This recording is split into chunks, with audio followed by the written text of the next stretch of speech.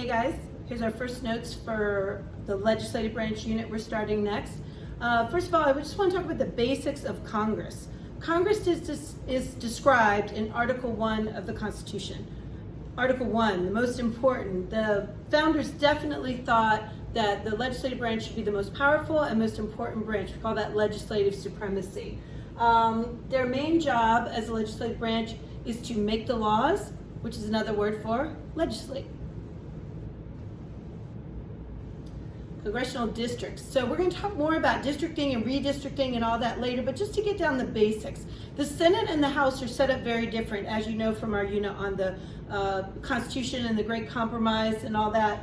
The Senate has 2 members per state, so a total of 100 members total of the Senate. They're in statewide districts, so you run from the whole district. Even though you have 2 senators, you don't split the state in half. Everybody runs from the whole district. From the 17th Amendment, which we'll be talking about later, this means that all the senators are directly elected. Originally, these senators were chosen by state legislatures, but they changed that with the 17th Amendment, so that now we all elect our senators. And they have a 6-year term. Now that term is staggered. They don't want all 100 coming up at one time, so a third. I don't know who gets to be the one that divides into 3, because 100 doesn't divide into 3. But anyway, a third comes up every 2 years so that they all don't come up at once. All right, so there's your Senate, 2 per state, 6-year terms, staggered terms, statewide districts. The House is different though, lots more to write here. The House of Representatives has 435 members set by law. The states are divided into single-member districts, so every district has 1 House member.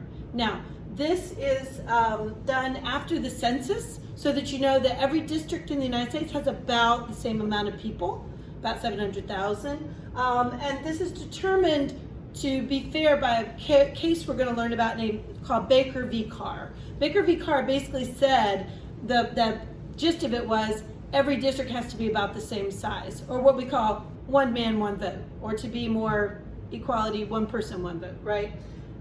The House has only 2-year terms. They are the closest to the people, smallest area, people can know them the best, and you can kick them out after 2 years. See the difference? All right, let's move to the next slide. Talking about qualifications for Congress. We're going to look at this in the Constitution. It's laid out clearly, but just to let you know, there's a little bit of difference between the Senate and the House. The Senate, you have to be 30 years old. You have to have been 9 years a citizen of the United States, and you have to live in the state that you're running from. So basically, these qualifications can be similar to the House, just a little more elitist with the Senate. You have to have been a citizen a little longer, you have to be a little older, and you have to live in the state. All right?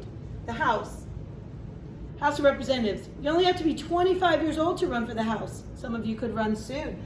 You have to be 7 years a citizen of the United States, and you have to live in the district where you're running from, not just the state. These qualifications make the House a little bit less elitist, but not that much difference really on how you run. The main difference is Senate, you've got to be known in a whole state. House, you get to be known in a small part of the state. Unless you're one of those states that has 2 senators and 1 representative because your population is so small, then the House district is the whole state also.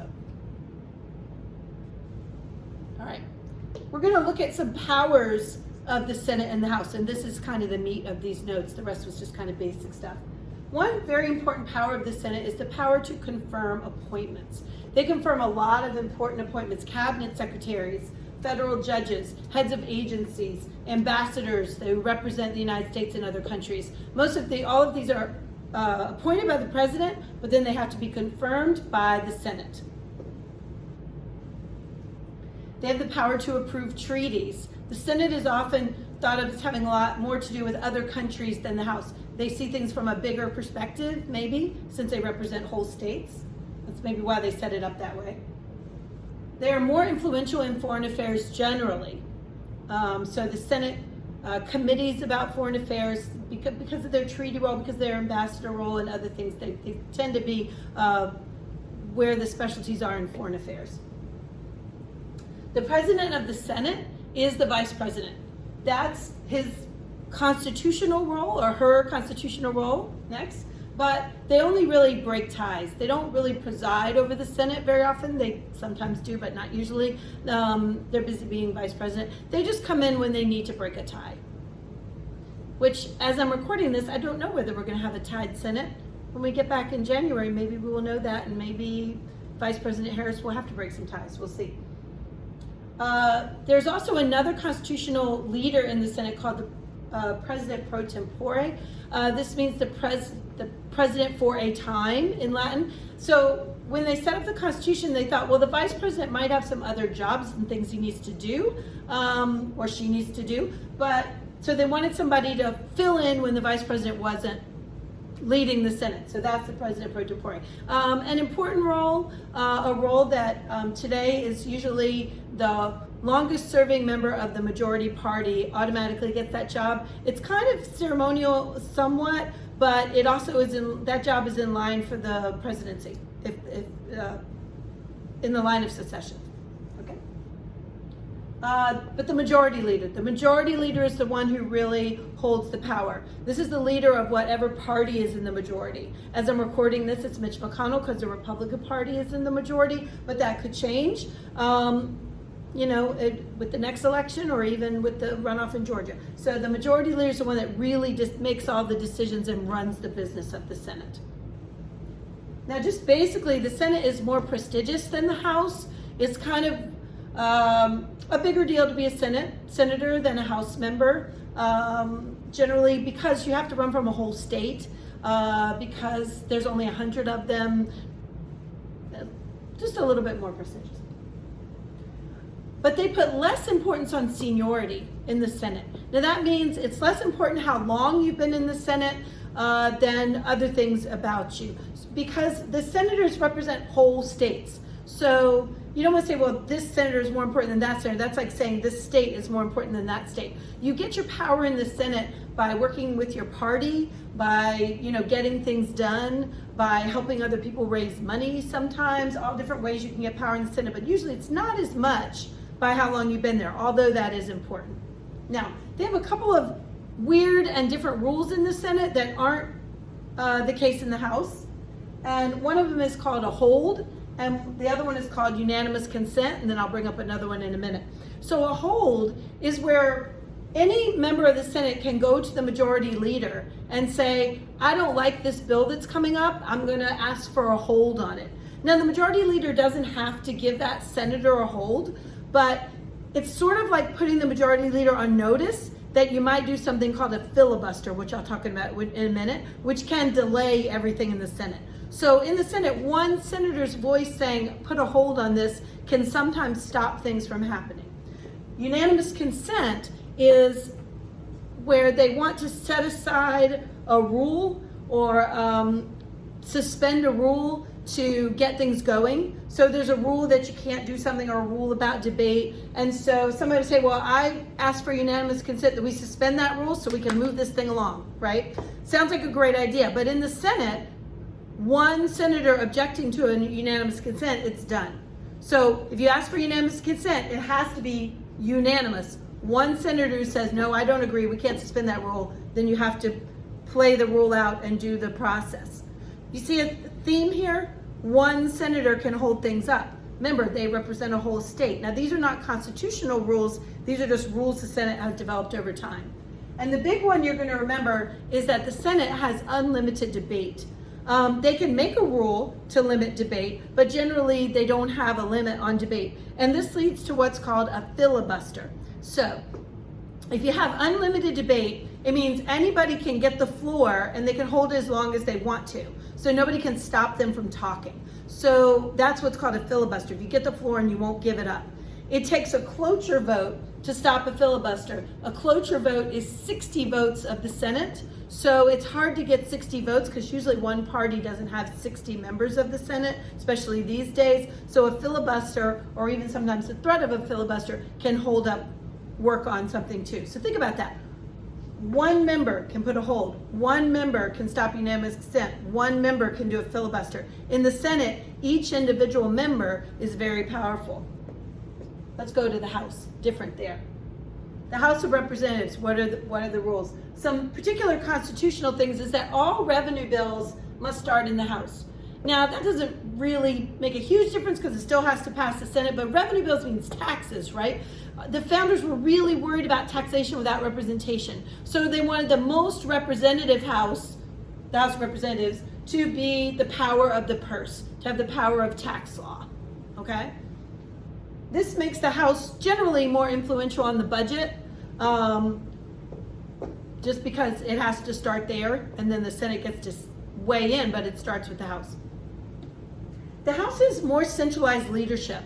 The Speaker of the House, which is a constitutional office, it's specified in the Constitution, the House will select their Speaker, is a very powerful leader usually, because you're trying to corral 435 different people, all from little districts of about the same size. So you've really got to have some control. It's like the difference between having, for me as a teacher, having a class of like 10 kids where I can, let you get up and move around and talk if you want, and having a seminar room full of like 50 kids. I better have control, I better have no talking and stuff like that. That's sort of the Speaker of the House role. Very centralized, very controlled. Generally, not always, depends on the Speaker, but right now pretty much it is. Seniority is very important in the House, much more important than in the Senate. It is important in the Senate, but much more important in the House. To gain power in the House, you have to spend time there. You have to develop relationships. You have to stay there. You have to get on committees. You have to get to be a chair of a committee. So getting power takes time in the House. So the longer you stay, the more power you have to a certain extent. Now, House Rules Committee. This is real important. Big difference between the Senate and the House. In the House, they have a Rules Committee. There's no Senate Rules Committee, just in the House. This Rules Committee, whenever a bill comes out of a committee, it goes to the Rules Committee before it goes to the floor. And the Rules Committee, just like it sounds like, sets the rules. They can limit debate, they can limit floor amendments, they can say how long we're going to discuss it, things like that. So the Rules Committee is a real powerful committee to either get the bill through quickly or maybe hold it up if people don't like the rules that they put in. All right? Now the House has a couple of other things that are unique from the Senate. One is something called the Committee of the Whole. The Committee of the Whole is when they want to change the rules or make amendments to a bill, and so it's already on the floor, but you would have to send it back to the committee and then bring it back to the floor. So what they do is they just declare the whole House to be a committee. So this is a committee and everybody's in it, the Committee of the Whole. Sounds right? And then they do the committee work on the floor, and then they go back and they say, okay, we're not in a committee anymore, we're back, we're the real House, although nobody moved or anything. And they say, okay, now we're gonna vote on it or put the amendments up or whatever they're going to do that they had to work on in the Committee of the Whole. So that kind of moves things along. Do you see a difference here? The Senate is always one guy can hold it up. The House is, we need to move things along. 435 members, you gotta have some ways to keep it running, right? Next one is another way to keep it running, discharge petitions. In the House, if a bill gets stuck in committee for 30 days, so you write a bill, it goes to a committee, and it sits there for 30 days and they haven't dealt with it or brought it out of the committee, you can apply for a discharge petition. And if you get a majority of the House, which is 218 members, had to write that one down to remember the number, 218 members of the House, then you can get that bill and sort of steal it from the committee and bring it up on the floor. So discharge petition is a way to get something out of the committee quicker. Okay, more quickly. Okay, last one, party line voting is more common. You can think about why. In the House, it really matters that you stick with your party because you're just one of 435 members, and so you want to stick with your party for the power there. All right, kind of see the difference between the House and the Senate. Senate more prestigious, House more in touch with the people. Senate, one senator can slow things up. House, Speaker of the House is more in charge, and let's move things along.